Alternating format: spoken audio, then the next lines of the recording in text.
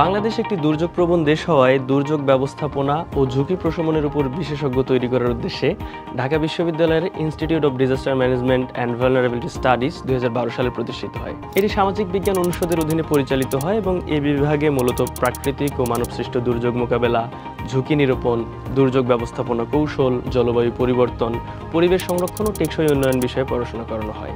বাস্তবমুখী শিক্ষা এবং জিআইএস ও রিমোট সেন্সিংয়ের মতো প্রযুক্তিগত দক্ষতা অর্জনেরও সুযোগ রয়েছে এই বিভাগে গবেষণা ও ব্যবহারিক শিক্ষার উপর বিশেষ গুরুত্ব দেওয়া হয়। এই বিভাগে আসন সংখ্যা রয়েছে মোট 45টি, তার মধ্যে মানবিকে 10, বিজ্ঞানে 25 এবং ব্যবসায় শিক্ষার জন্য 10টি আসন বরাদ্দ দেওয়া হয়। সাধারণত ভর্তি পরীক্ষায় মানবিক থেকে প্রথম 500 জন, বিজ্ঞান থেকে প্রথম 450 থেকে 500 এবং ব্যবসায় শিক্ষা থেকে প্রথম 150 মেধাক্রমের মধ্যে থাকলে এই সাবজেক্ট পাওয়া যায়। তবে চাহিদার উপর ভিত্তি করে মেধাক্রমের তারতম্য হতে পারে।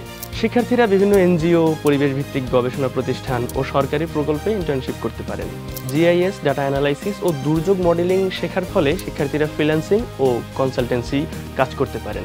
অনেকেই মাস্টার্সের সময়ে বিভিন্ন সংস্থায় পার্ট টাইম কাজের সুযোগ পেয়ে যান। এই বিভাগ থেকে পাশ করার পর দেশে বিদেশে অনেক রকম জব সেক্টর রয়েছে, বিশেষত দুর্যোগ ব্যবস্থাপনা অধিদপ্তর, বাংলাদেশ মেট্রোলজিক্যাল ডিপার্টমেন্ট, স্থানীয় সরকার প্রকৌশল অধিদপ্তর, পানি উন্নয়ন বোর্ড, তাছাড়াও জাতিসংঘের বিভিন্ন সংস্থা, red cross, world bank, Oxfam, action aid, care বাংলাদেশে রয়েছে অসংখ্য কাজের সুযোগ। এছাড়াও বিসিএস ও ব্যাংক সহ জেনারেল সব ধরনের চাকরিতে অন্যান্য বিভাগের মতো এই বিভাগ থেকেও আবেদনের সুযোগ তো থাকছেই। সুতরাং ঢাকা বিশ্ববিদ্যালয়ের disaster management and vulnerability studies বিভাগ দুর্যোগ ব্যবস্থাপনা ও জলবায়ু পরিবর্তন বিষয়ে উচ্চশিক্ষার জন্য চমৎকার একটি ক্ষেত্র। চাকরির বাজারে চাহিদা বাড়ছে, বিশেষত সরকারি, বেসরকারি প্রতিষ্ঠান ও আন্তর্জাতিক সংস্থাগুলোর মধ্যে।